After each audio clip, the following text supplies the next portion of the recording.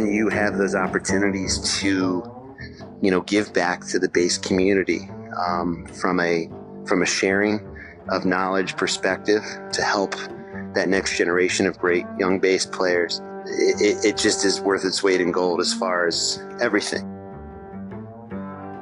One of my favorite bassists is back on the podcast today. I'm so glad to have him back on. I'm Jason Heath. This is Contrabass Conversations, and we're chatting today with Ranaan Meyer of the University of Michigan, of Time for Three, and this is what we're talking about today, of a new camp in Salt Lake City, Utah, called the Utah Symposium for Double Bass, and it is full scholarship. So it is free. How cool is that? It's happening quite soon. It's happening June 7th through 9th. This is 2019 we're talking about. So coming up quick, definitely check out the link in the show notes if you're interested. It's available to anyone ages 12 and up, and it's a very open audition procedure. You can read about it, and Ranaan and I talk about it in this episode too. So, and it's just great to chat with Ranaan. Such a motivating individual, such a great outlook on music. He was one of my first guests on the podcast, and we've been in touch a couple of times. I think he's been on the last 3 years. One time was live. One time I was talking with him and Max Dimoff, who is also, by the way, going to be on faculty at this event this summer. They both teach together at the University of Michigan. Also this summer, Peter Dominguez and Mike Valerio, who's the great LA studio musician, another former podcast guest. Peter Dominguez is the wonderful jazz bass professor at Oberlin College.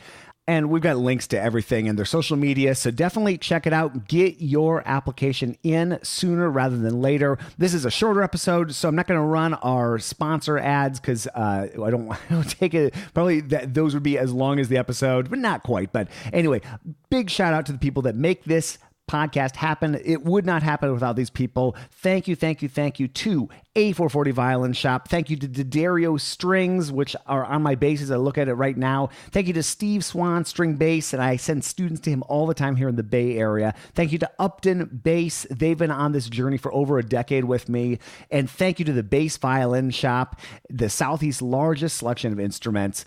Thank you, all these folks and everybody who supports the podcast. Just really appreciate it. And let's get into this conversation with, and by the way, I keep forgetting that I'm going to play some music. You're going to hear a little bit of Ranaan and Max Dimoff playing one of Ranaan's compositions as opener and closer music. And that was recorded live at the University of Michigan. So here we go with Ranaan Meyer, all about the Utah Symposium for Double Bass.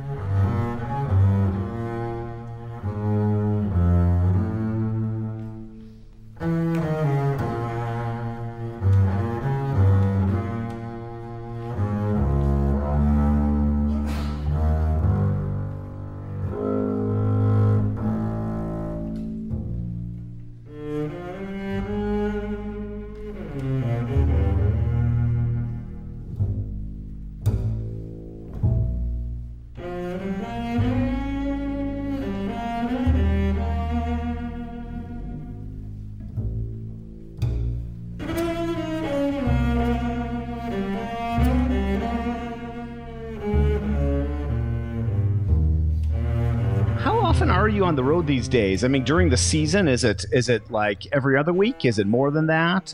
What's that look like? It's a lot. It's a busy schedule. I clock it in usually when I do my tax return. But last year, you know what? I haven't done it for 2018. 2017, it was 182 days when I totaled the whole thing up. That's including Time for Three, which is the lion's share of that. Of course, University of Michigan, teaching there as part of the collaborative studio, and then my WA-Bass Institute program. And then there are some other things that I also end up doing, in this year. And one of the things that I wanted to talk to you about was the launch of the Utah Double Bass Symposium, which is for a weekend.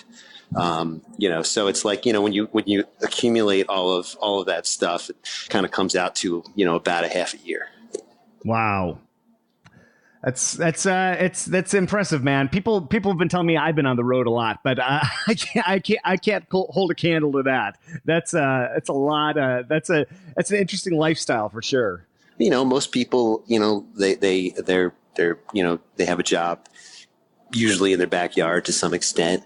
And so that's the norm. So whenever you travel for work, it's unique. And then the more you travel, it's, people try to imagine that, right?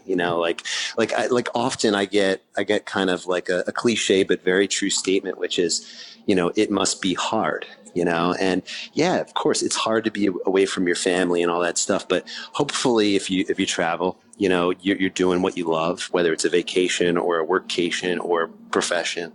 And I can truly say that my trips. I mean, yes, are there sometimes I don't want to leave the door, I leave home just because I miss everybody, for sure. But usually, when I get to where I'm going and I'm starting to spread the joy of music to people, it just feels so right, and it feels like it's part of my DNA, so that really keeps me more than going, it's like, that's the special aspect of what, I can say I do. And I have a dear friend who got me into music. His name's Steve Meyerson. He's a jazz pianist, and he tours predominantly with a band called the Stylistics, an old time R&B band.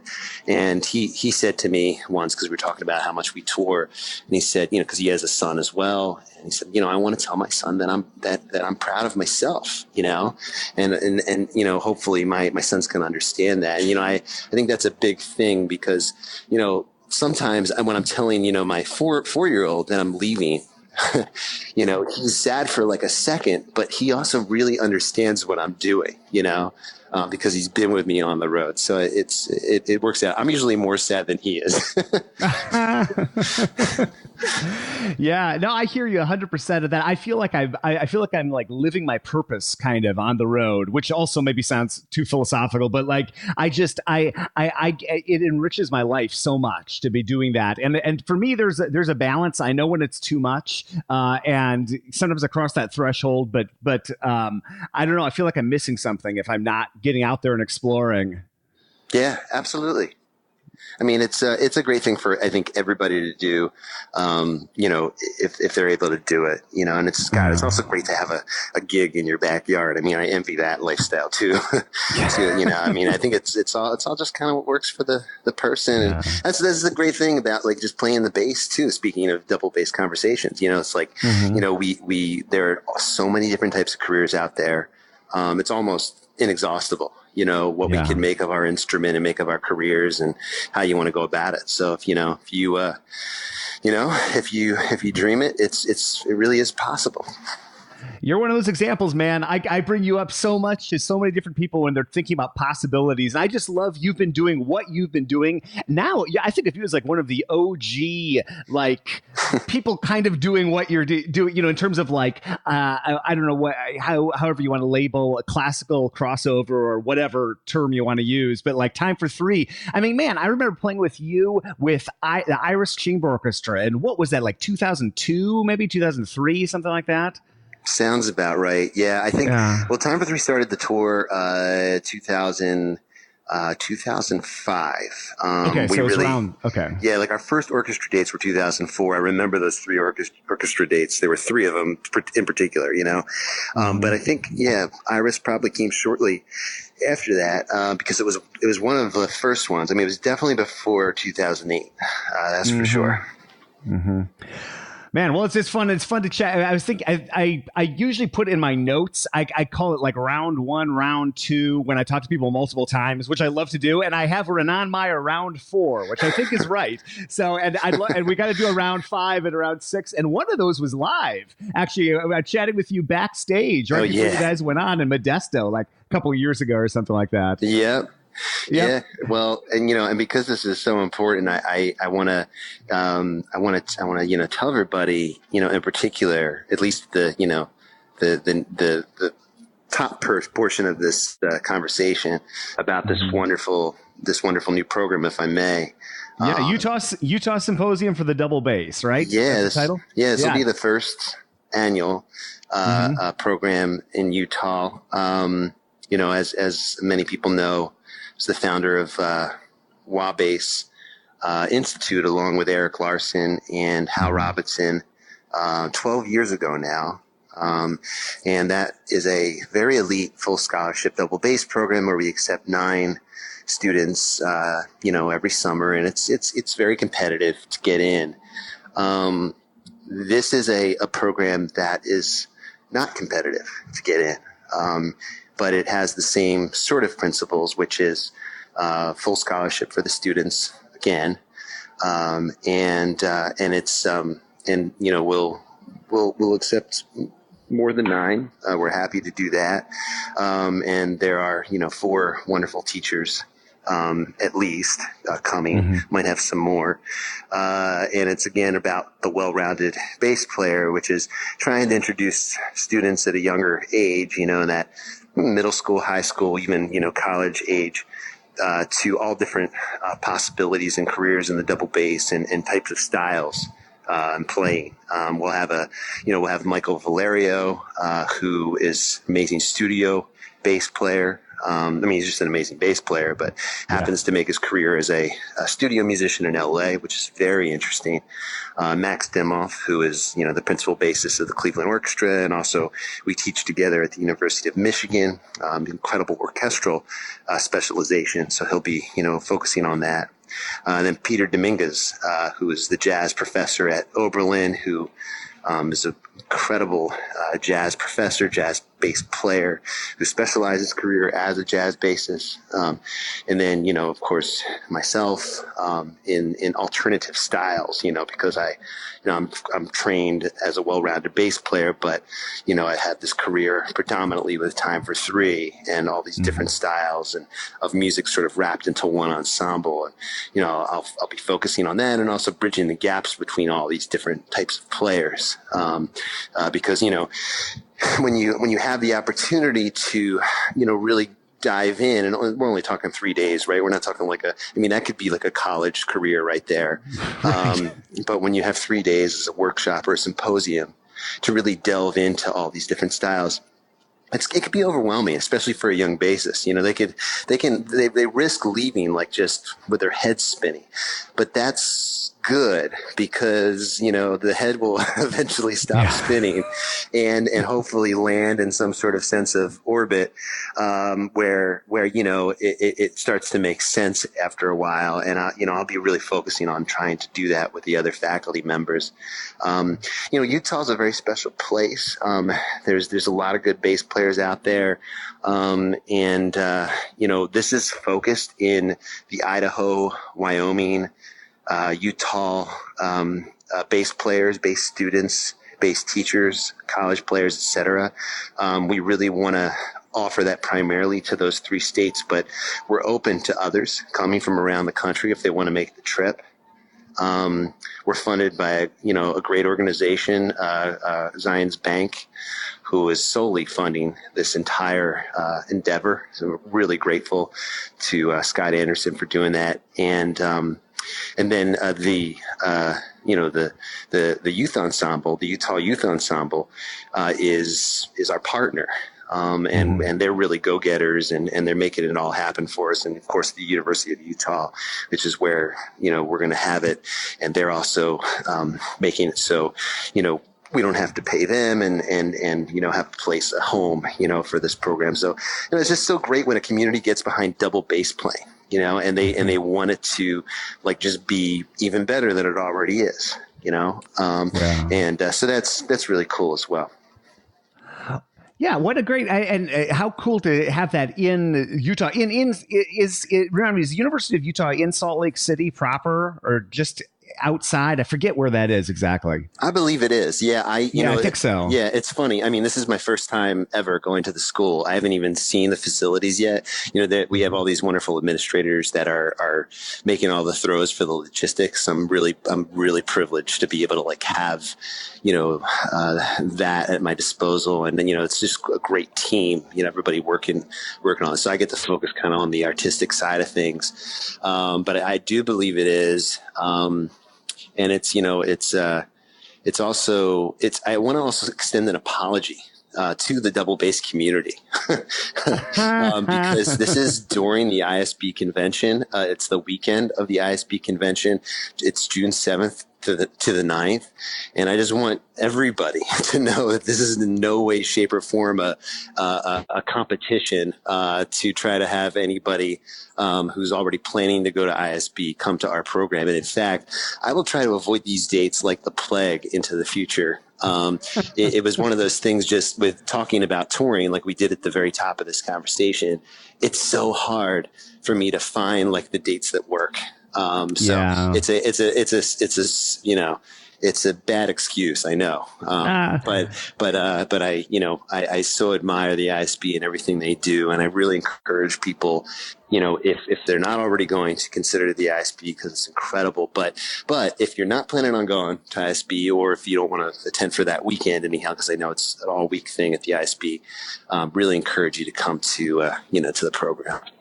Yeah, and I hear you on that. It's sometimes the dates are the dates. That's just when things are available. It's scheduling is a unbelievable challenge. And yeah, like you're saying, people could easily go for a few days of the ISB and head out here if they get accepted for this program. And the fact that it's a full scholarship makes that even easier. And growing up in South Dakota, which is in that greater, it's still a ways from Salt Lake City to South Dakota, but you have to drive many, many, many miles to find anything like what you're setting up there. So it's a great thing to bring to Idaho and Utah and Wyoming and Salt Lake City and Utah in general is just such a great place for music in general. BYU, Brigham Young has Eric Hansen. I've actually had Eric Hansen on the podcast. But yeah, just in general, it's just a great place. Lots of young people playing bass. So it's really cool that you're setting it up there. Hey, let me ask you something along those lines. Like, being from South Dakota and,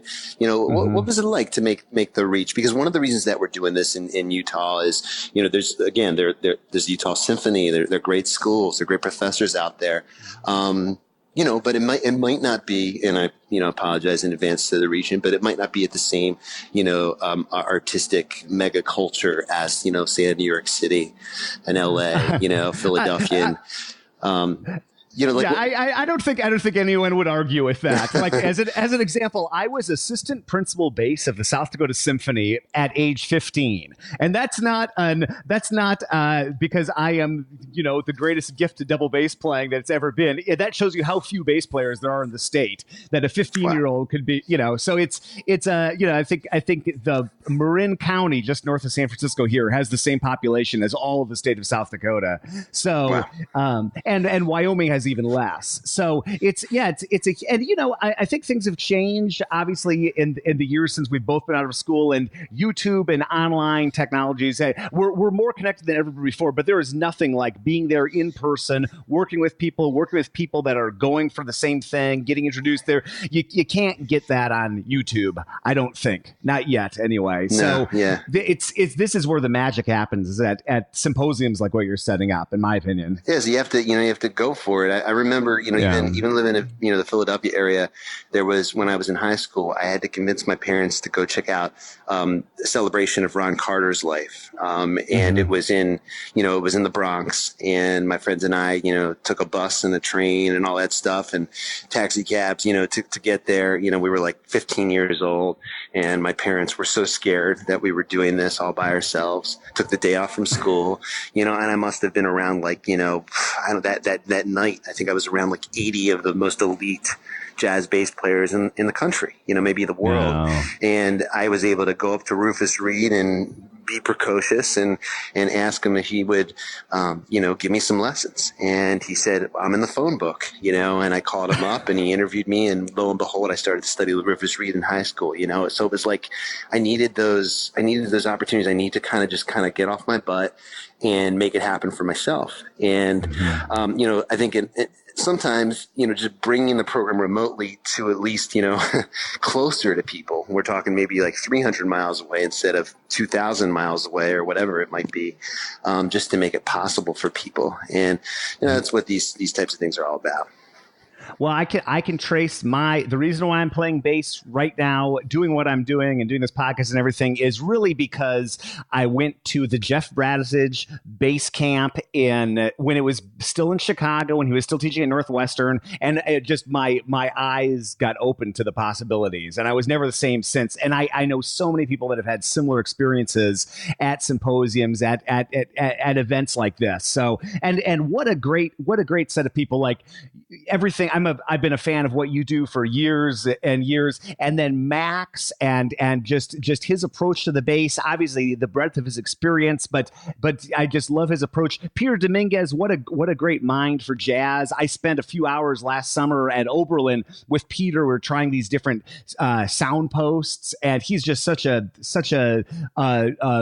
rich. He brings such richness to the program. And then Mike Valerio, who I also had on the podcast a couple years ago, and just his whole path, I think definitely what totally interesting, multi-talented artist. And I love how people are going to get some really interesting perspectives on what can be done, with those four and anyone else you might happen to bring on.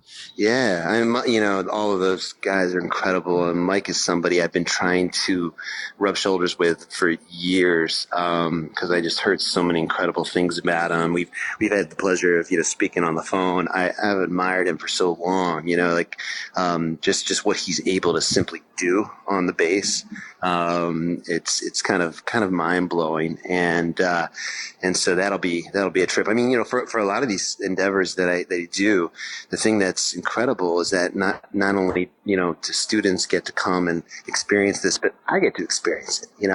And I think one of the beautiful things about music making and playing the bass is that we have a lifetime to learn, and we never have to stop learning.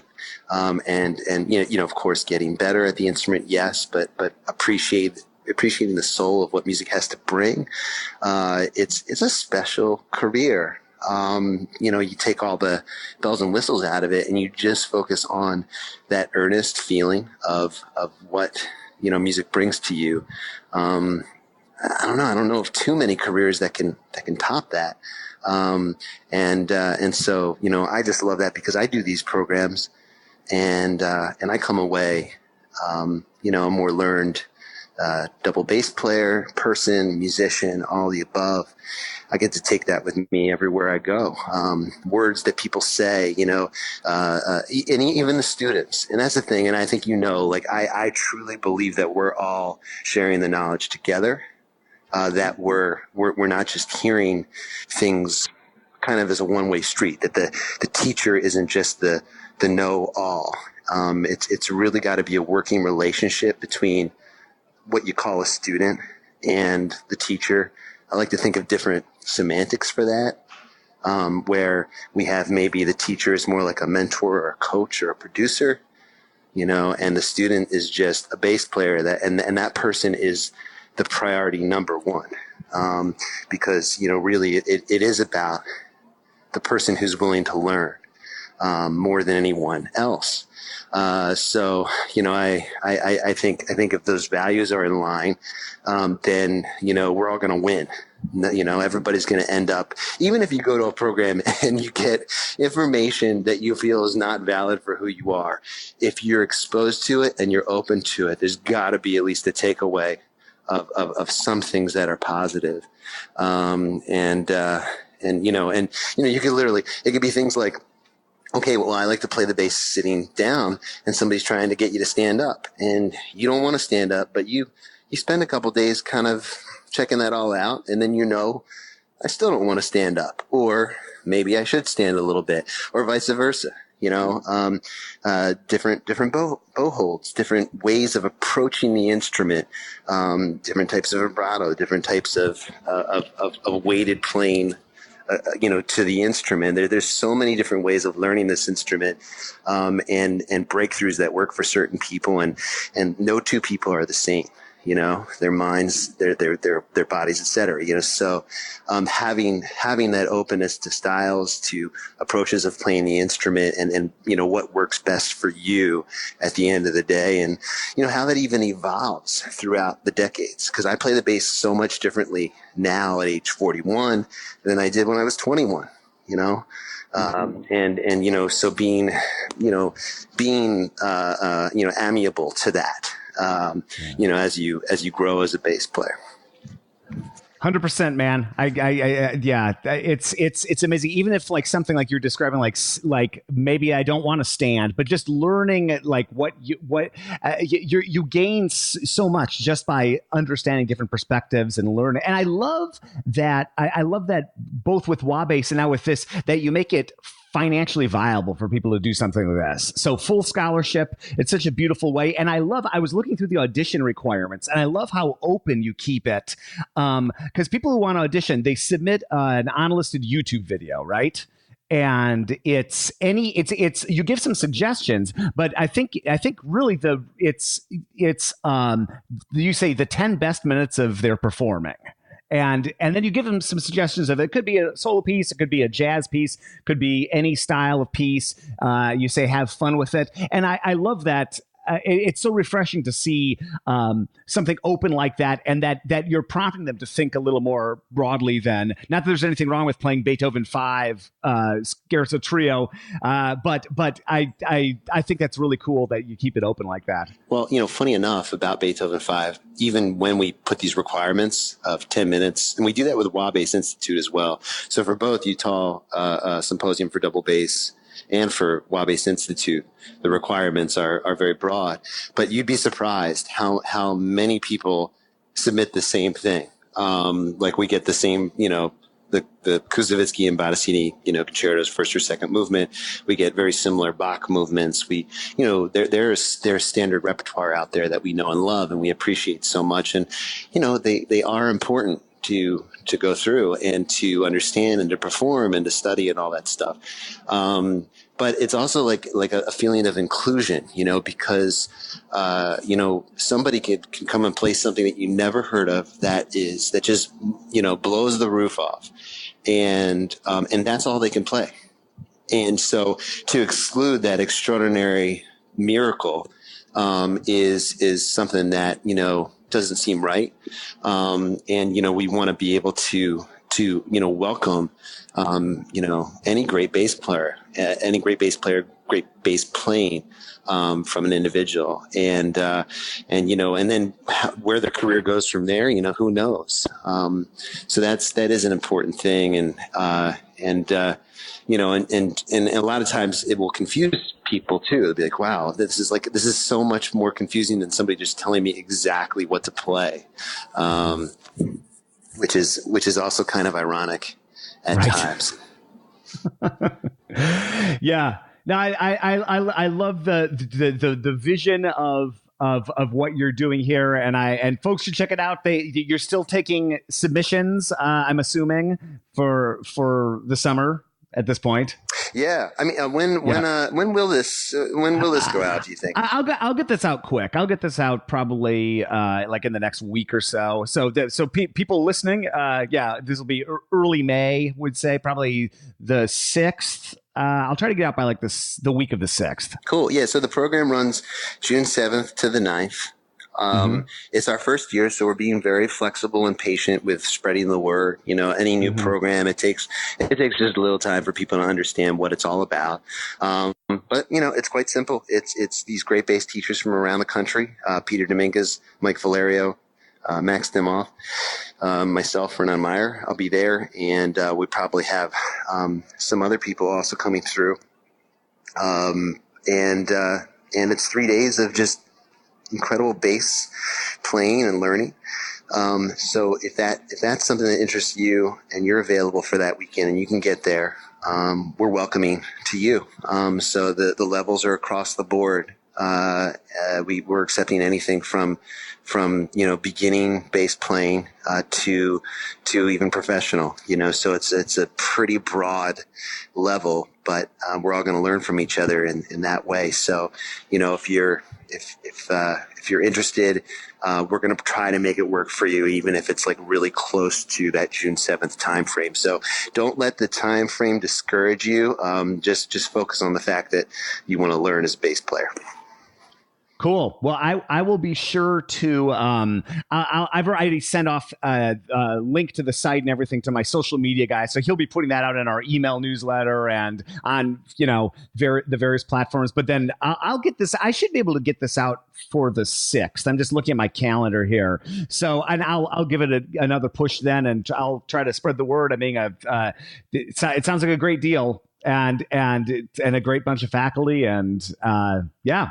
I'm glad you're making this happen. You're a busy guy, so it's cool that you're devoting the bandwidth to a project like this. Yeah, and not to be too long-winded, but I guess like one other message I want to send to the up and coming generation of professional bass players, because I have the pleasure to work with you guys and gals at Michigan and WA-Bass and the master classes around the country. And I know this impacts people's thinking. When you have those opportunities to, give back to the bass community, from a sharing of knowledge perspective to help that next generation of great young bass players, it just is worth its weight in gold as far as everything. I can't tell you how much knowledge I get out of it, how much friendship I get out of it. How when the students, the people that come through the programs have success, how good that feels to just be a little part of it, a very little part of it, but a part of it. Just encourage everybody, if it feels right to them, to do it, to create more of these types of programs. I'm hoping in the next 10, 20 years, there are more full scholarship double bass programs out there. This for a day, just do it. Just do it. Like share whatever you can, whatever you have time for it. And, I know everybody gets busy. But I can say it feels so good at the end of the day. And it's more selfish than anything else, because trust me, you'll get so much out of it. I hear you. I get so much out of the various events that I've been a part of organizing, and yeah, I learn. I don't even realize how much I've learned sometimes until like a couple weeks later, when I'm in a lesson or in a master class or practicing something on my own, and I think, wow, that's just like Andres Martin did it down in Mexico, or that's just like I saw someone play in Italy, at the bass convention, or the Golden Gate Bass Camp here in San Francisco. But yeah, it's a beautiful thing, and the local, and doing it at a local level is a beautiful thing too. And you never know whose life you're going to be changing in that day and that weekend. Yeah, absolutely. Well, and man, thank you for what you do here with this. This is incredible. I just, it's at the forefront. I mean, anytime I want to spread the word about anything, I'm thinking of you and what you do, so thank you. Well, I appreciate you, man. And the door is always open. Like I was saying, I got my notes, Ranaan Meyer, round 4. I want that to be around 5 and round 6 and round 7. So hit me up anytime. And I'd love to chat about camps, about your career, about the next generation.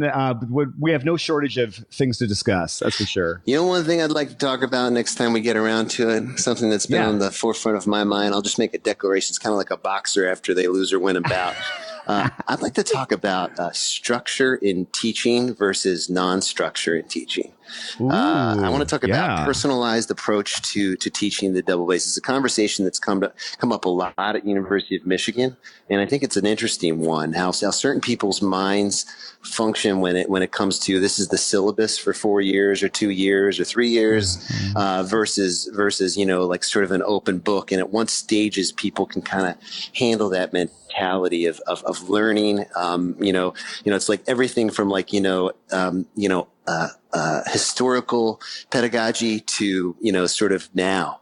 And how people look at the bass. It's something that I find is like it keeps us separate from each other and also kind of pulls us closer together on an education forefront. So that's my declaration for, what is it, part 5?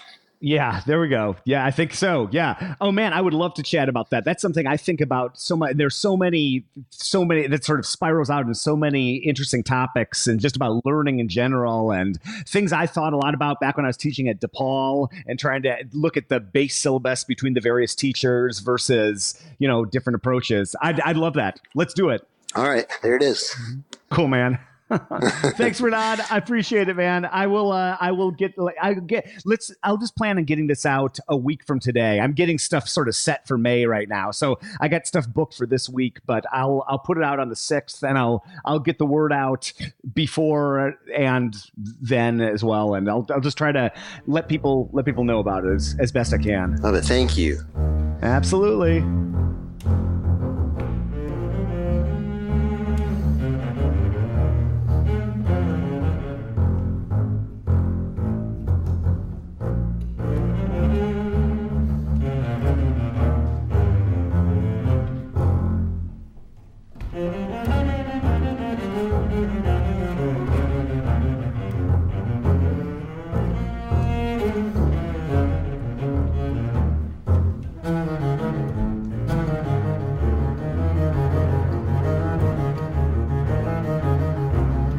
Thank you, Ranaan. Sounds like a cool event, and I hope that folks check it out. Again, there is a link in the show notes to check it out on their website, and you can follow them on their Facebook page. And give Ranaan a follow, by the way, and Time for Three a follow while you're at it on Facebook and Instagram. We've got that all linked up in the show notes here. Contrabass Conversations is produced by Michael Cooper, Steve Hinchy, Trevor Jones, and Mitch Mooring. And Mitch makes beautiful instruments, does great work in the Dallas area. Look him up online at mitchmooring.com. Thank you to Krista Copper for archiving, cataloging all of these episodes. And by the way, we've got an episode coming soon with her about a very cool new podcast that she's doing. That was a great chat, so stay tuned for that. I'm your host, Jason Heath, and we will see you again soon for more life on the low end of the spectrum.